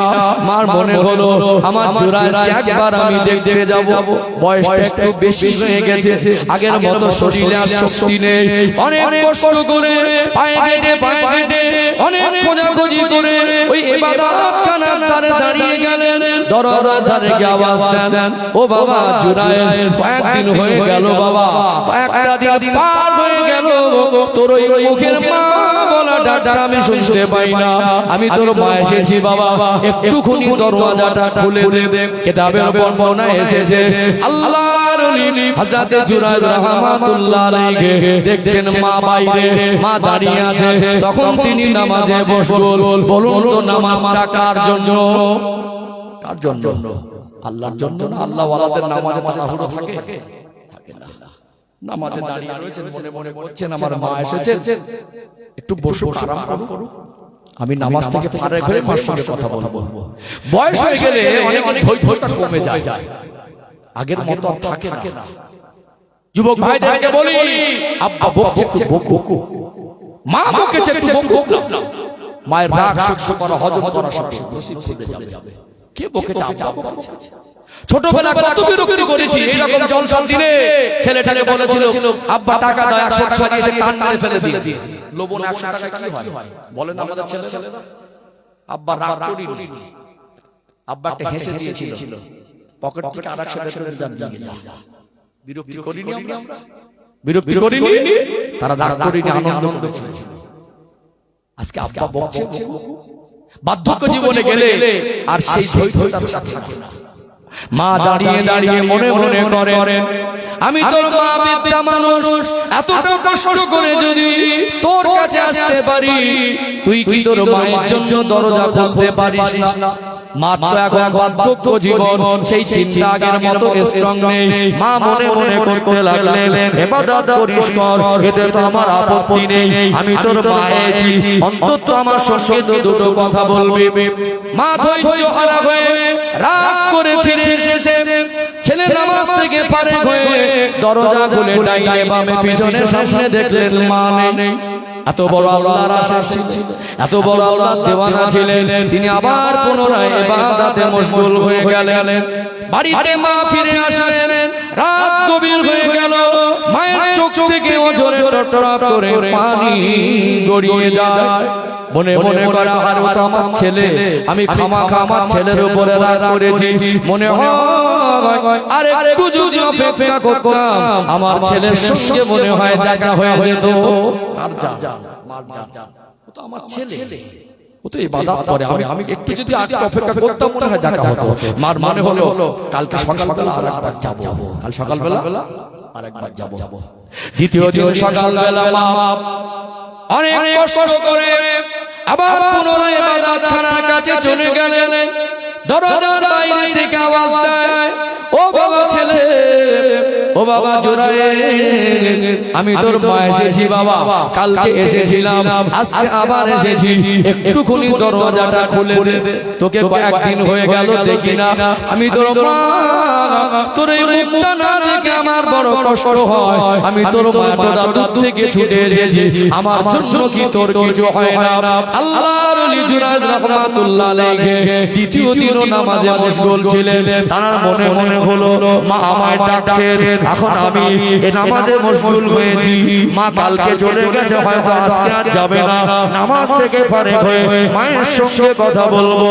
মা দাঁড়িয়ে দাঁড়িয়ে মনে মনে করতে লাগলেন, ছোটবেলায় তোকে কত কষ্ট করে লালন পালন করেছি, আমি তোর মা, আমার জন্য তোর কি মনে কিছু হয় না?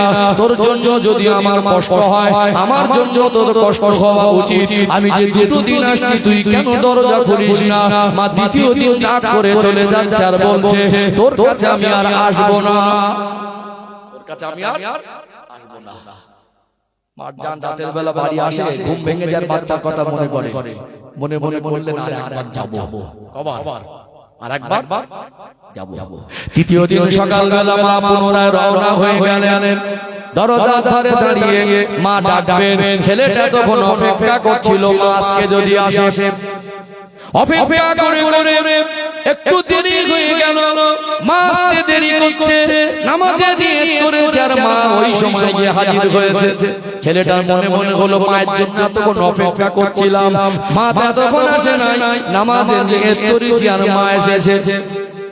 মা এবারে দাঁড়িয়ে দাঁড়িয়ে ডেকে ডেকে পেলেন না, দরজা খুললো না। মা মনে কষ্ট পেয়ে আল্লাহ পাকের কাছে একটা কথা মনে মনে বলে ফেলেছিলেন, আল্লাহ আমি ওর মা, আমি আপনার কাছে একটা কথা বলে, আল্লাহ আমি ওর মা, আমার জুরাইজকে যতক্ষণ না পর্যন্ত একটা নোংরা ব্যভিচারী দেখো ব্যবসায়ী মহিলার মুখ না দেখবে, ওর জন্য মউত না হয়, মনের কষ্টে একটা মনে মনে বদদোয়া করে ফেলেছিলেন।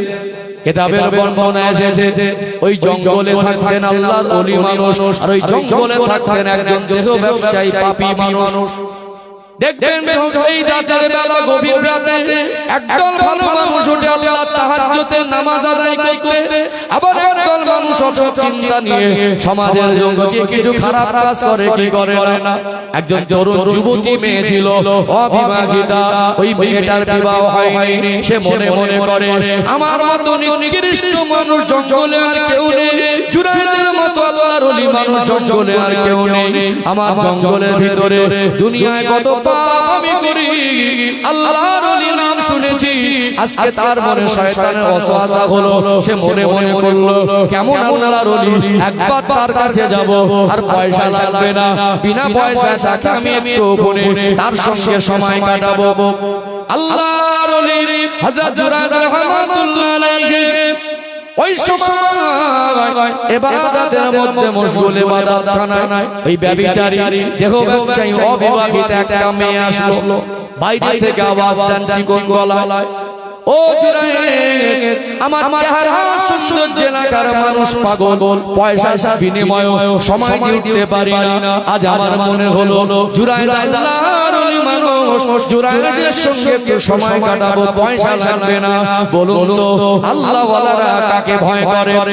রেগে গেলেন, তুমি করলেন, তোর কি হায়াত না কিছু নেই? আজ 3টে দিন আমার মা এসে ঘুরে যাচ্ছে, মায়ের সঙ্গে দেখা হলো না, আল্লাহর মহব্বতে ডুবে থাকতেন, তুই আমাকে জেনার প্রস্তাব দিচ্ছিস? তুমি করে তাড়িয়ে দিলেন, দরজা খুললেন না, দেখাও হলো না। ওই মহিলাটা যেহেতু তার কর্ম ছিল নোংরা কাজ করা, আজ থেকে কয়েক হাজার বছর আগের ঘটনা, তদানীন্তন সময়ে সন্তান নষ্ট করা পদ্ধতি মানুষের হাতে ছিল না। ওই মেয়েটা একটা পর্যায়ে গর্ভবতী হয়ে যায়, তিনি মনে মনে করেন আমি তো গর্ভবতী হয়েছি, আমার বাচ্চা ভূমিষ্ঠ হলে দুনিয়ার মানুষ আমায় জিজ্ঞাসা করবে এর আব্বাকে আর তোমার স্বামীকে। একটা সময় চিন্তা করে বাচ্চা ভূমিষ্ঠ হলে দেখা যাবে কি করা যায়। আল্লাহ সন্তান দিলেন, সন্তানের উপরে এত মায়া, সন্তানের উপরে এত দয়া, আর সন্তানকে ফেলে রেখে যেতে পারে না। চিন্তা করে লোকালয় ফিরি, যদি মানুষ আমায় জিজ্ঞাসা করে আমি কার নামে দোষ দেবো? শয়তানি চিন্তা তার মাথায় ঢুকলো, সে বলল আমি বলে দেবো এই বাচ্চার আব্বা হলো জুরায়েদ। বাচ্চাটাকে নিয়ে গ্রামে ফিরেছে, লোকজন বলছে তো বিবাহ হয় না, আমরা জানি, তোর কোলে বাচ্চা কার? আচমকা বলছে বাচ্চা তো জুরায়েদ, এই বাচ্চার আব্বা জুরায়েদ, অথচ তার মুখ দেখা দেখি হয়, মুখ দেখা দেখি এত বড় আল্লাহর ওলির নামে এরকম অপবাদ। গ্রামে কিছু মানুষ থাকে না, কেউ বলছে ডেকে আন, কেউ বলছে ধরে আন, কেউ বলছে তুলে আন। সত্যি যদি বাচ্চার আব্বা হয় তো সংসার করুক, মেয়েটার একটা জীবন আছে, বাচ্চার একটা জীবন আছে। অনেকে মন্তব্য করছে তাহলে জঙ্গলে গেলে উদ্দেশ্যটা আলাদা, শিক্ষা হলো একটা। পরিস্থিতি যেমনই হোক, না জেনে আন্দাজে কারোর উপরে দোষ দেওয়া উচিত নয়। গ্রামের মানুষ তাকে ডেকে আনা হলো, বাধ্য করা হলো। জুরায়েদ রাহমাতুল্লাহ আলাইহি বিচার হচ্ছে, বল জুরায়েদ, আমরা তো জানি তুমি আল্লাহর ওলি, তুমি এমন একটা কাজ করলে। বলে কি কাজ করেছিলে? বলে বাচ্চার আব্বা তো তুমি। কি বলছেন আপনারা? বলে মেয়েটা দাবি করছেন, তুমি বলো এত মানুষ থাকতে তোমার নামটা কেন বলবে? মনে হবে যে আসমান ভেঙে মাথায় পড়েছে, এত বড় আল্লাহর ওলি, তার নামে বদনাম, অপবাদ। কষ্ট বেশি হবে না কম হবে? কষ্ট বেশি হবে না কম হবে?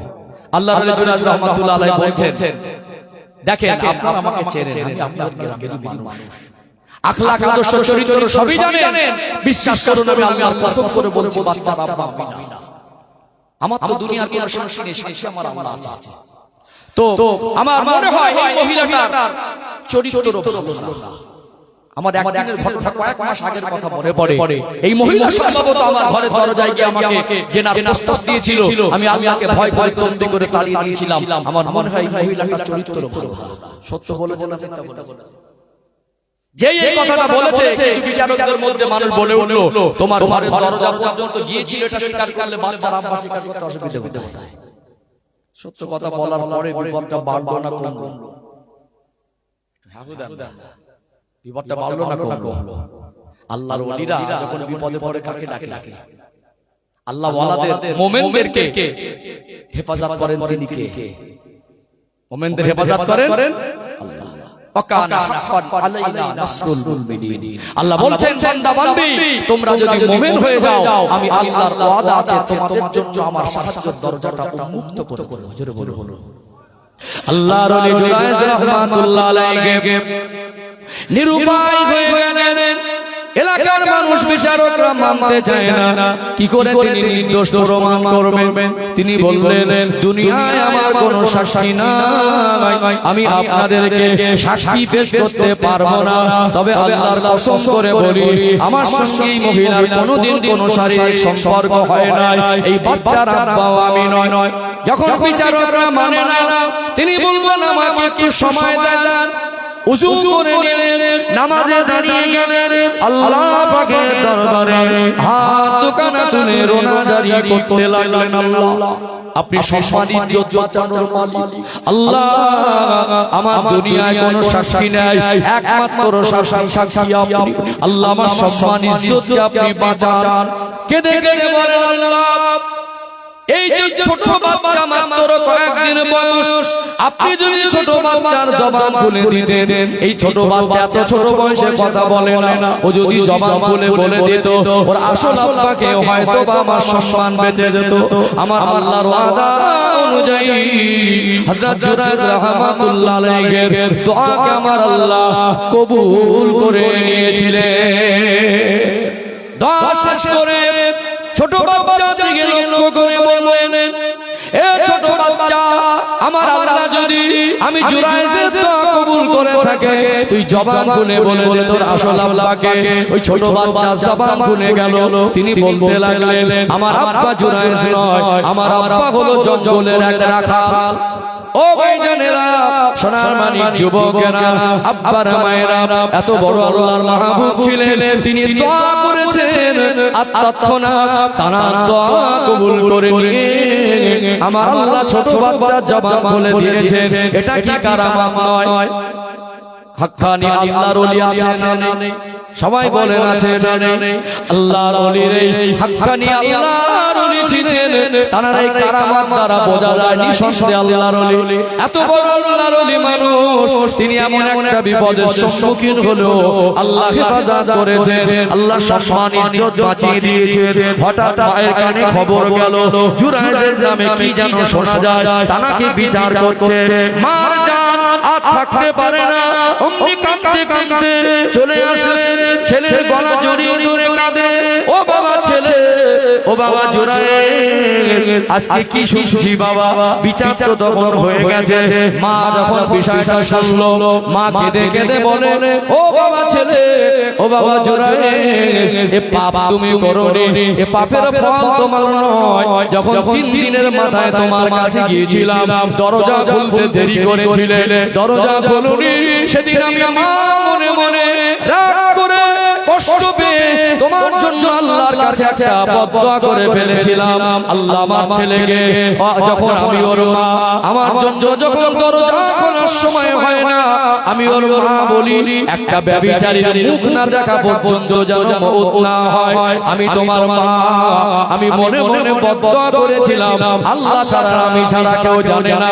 বলুন তো দেখি, মায়ের বদদোয়া, এত বড় আল্লাহর ওলি মানুষ হলো, আল্লাহ তাকে ইজ্জত বাঁচিয়েছেন ঠিকই, কিন্তু মায়ের বদদোয়াটা প্রয়োগ হয়েছে না হয় না? কার বদদোয়া? বাবা মার দোয়া কবুল হয়, বদদোয়া কবুল হয়। সন্তানের যদি হক আদায় করে, দ্বীনের পথে প্রতিষ্ঠিত করে, সে আপনার থেকে বদদোয়া পাওয়ার কাজ করবে না, তাকে বলা লাগবে না, এমন সে হক আদায় করবে। ছোটবেলায় সন্তানের হক আপনি আদায় করবেন, আর আপনি বার্ধক্যে পৌঁছে গেলে অটোমেটিক সে আপনার হক আদায় করবে। ছোটবেলার হক বঞ্চিত করবে, বার্ধক্য জীবনে আপনাকে সে বঞ্চিত করবে। দুজনেরই লস, দুনিয়ার লস, আখিরাতের লস। এইবারে বার্ধক্য জীবনে তাদের আচরণে অতিষ্ঠ হয়ে, কষ্ট পেয়ে, ব্যথা পেয়ে আল্লাহর কাছে বদদোয়া করে ফেলবেন, বদদোয়াটাও কিন্তু লাগবে। এই জন্য আমি আমাদের ভাইদের, বাবাজিদের, মুরব্বিদের বলি, এখনো সময় আছে। এই যে তরুণ যুবক কাজায় ডুবে যাচ্ছে, মোবাইলে ডুবে যাচ্ছে, এদেরকে মসজিদে আনা অভ্যাস করুন। আপনি দাদা কি হয়েছে, ওই পোতাটার হাত ধরে বলেন, আজকে তোমাকে নিয়ে মসজিদে যাব। আপনি মা ওযু করে মেয়েটাকে সাথে নিয়ে নামাজে দাঁড়ান না, 1 মাস 2 মাস 3 মাস, ইনশাআল্লাহ পরিবারের নামাজ কায়েম হবে ইনশাআল্লাহ। ছোট থেকে